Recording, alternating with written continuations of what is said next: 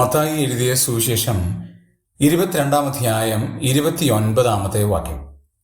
അതിന് യേശു ഉത്തരം പറഞ്ഞത്, നിങ്ങൾ തിരുവെഴുത്തുകളെയും ദൈവശക്തിയെയും അറിയായ്ക കൊണ്ട് തെറ്റിപ്പോകുന്നു.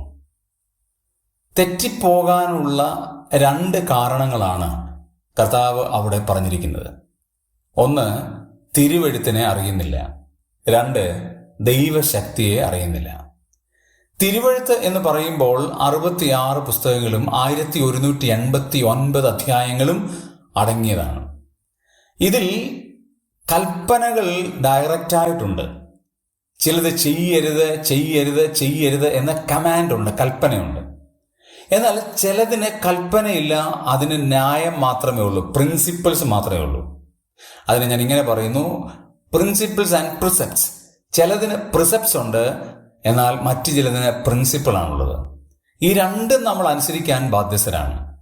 വീഞ്ഞ് കുടിക്കരുത് എന്നൊരു കൽപ്പനയില്ല, പക്ഷെ അതിൻ്റെ തത്വമുണ്ട്. ഇന്ന് നാം കാണുന്ന പല പാപപ്രവൃത്തികളും ചെയ്യരുത് എന്നുള്ളതിൻ്റെ കൽപ്പനകളില്ല, പക്ഷെ അതിൻ്റെ എല്ലാ ന്യായങ്ങൾ, അതിൻ്റെ പ്രിൻസിപ്പിൾസ് ദൈവത്തിൻ്റെ വചനത്തിലുണ്ട്.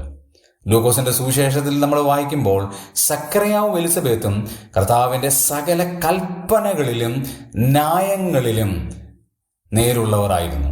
അവർ അതനുസരിച്ച് വന്നു. ഇത് 2 നാം അനുസരിക്കാനായിട്ട് ബാധ്യസ്ഥരാണ്. ചില കാര്യങ്ങൾക്ക് ഡയറക്റ്റ് കൽപ്പനകളില്ലെങ്കിലും ന്യായങ്ങളുണ്ട് എന്ന് മനസ്സിലാക്കി നിങ്ങളും കർത്താവിൻ്റെ തിരുവെഴുത്തുകൾ മനസ്സിലാക്കി ദൈവശക്തിയെ മനസ്സിലാക്കി തെറ്റിപ്പോകാതിരിക്കുവാൻ ദൈവം നമ്മെ സഹായിക്കുമാറാകട്ടെ.